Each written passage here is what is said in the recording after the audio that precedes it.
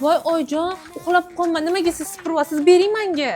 Voy qizim, kechasini bolaga qarab uxlamagansiz. Choylarni ham tayyorlab qo'ydim. Siz eringizni uyg'otib chiqing, men hozir supurib olaman, birga choy ichamiz.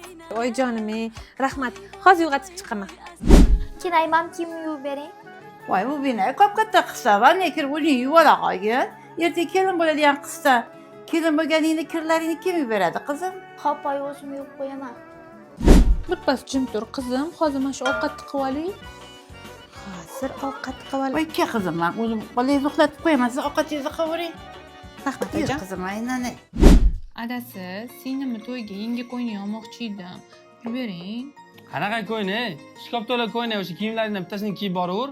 Nima hamma qarindoshing to'yga har doim yeng ko'yni kiyishing kerakmi? Senga kim ham qaraydi? Hamma qaydida kelinimga. Qarindosh urug'larning ichida zo'r qilib qo'ysang, bu seni obro'ying-ku. Pul ber, chiroyli kiyimlar olib kelsin. Jahongir bolam, qaravar. Ha, ona gapiring. Ertaga mehmonlar kelishiga xarajatlarni qilib qo'ygin bolam. Pensamdan beraman. Pishirib bilan salatlarni ham tayyorini olib kela qo'ygin. Kelinim qiynalib qolyapti ikkita bolam bilan. Oyi, nam tush keliningiz yonini o'rasiz. Voy menga qara bolam, men ham bir kun o'tib ketaman.